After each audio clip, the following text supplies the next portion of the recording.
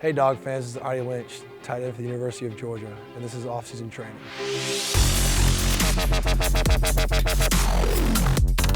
The main points I want to address today would probably be the difference between tight end and any other position. I think the most interesting thing about being a tight end is you have to have the ability to block defensive linemen, linebackers, safeties, but also have to have the ability to run certain routes against certain other players. But you also can't be too big where you can't be able to run those routes and catch the ball and run after the catch. So I think the big thing that Coach Lilly always stresses to us is be as good as you can blocking, but also just as good receiving. I know we use similar techniques to the offensive linemen, but it's a lot different because they don't have to worry about going out and catching passes or kind of squaring up a safety. They're more at the point of attack, head on head with a lot, like 300-pound man going back and forth, which isn't so much what we're doing, but there's still a lot of that physicality going on.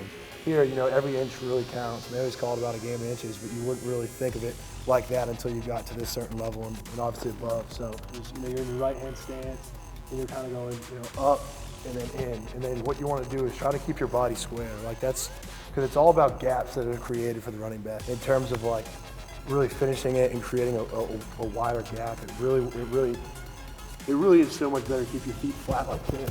Come up, keep your hands inside, and try to walk on.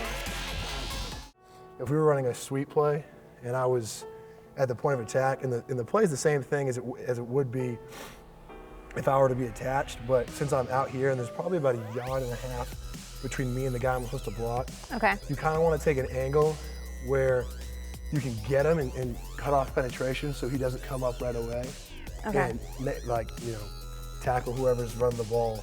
But also you don't want to kind of take such a flat angle where he can spin over the top and then still go get the guy.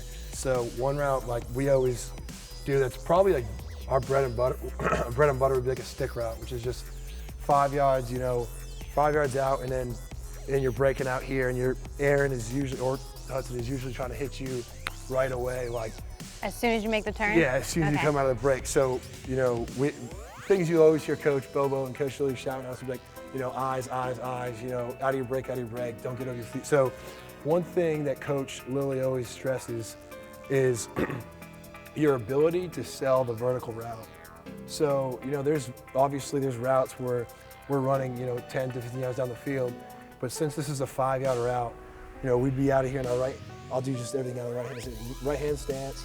So we're coming and our objective is to stay as low as possible to make this linebacker think we're running by him, So I mean, it's trying to hide what we're doing, but doing it as quick and as fast as possible in order to get him to push vertical. Because say I'm the linebacker and you're running out here and you're running, and this is, so in practice this would always be Ogletree, and you're running out, and you're staying low. I don't want to be tackled by him. I'm not going to tackle you.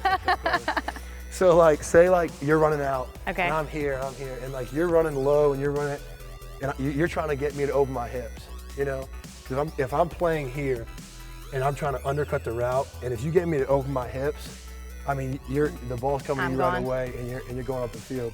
Now, if you're kind of standing up and your shoulders are up and you're running kind of looking at it, and he can just sit there, and then they're either not going to throw it to you, or he could just undercut. And if he picks it off, I mean, he's gone. Because there's not going to be an offensive lineman, or hopefully our running back's there or something. But so that's kind of what Coach Lilly stresses, is keeping your pad level down and trying to push vertical enough where he opens his hips.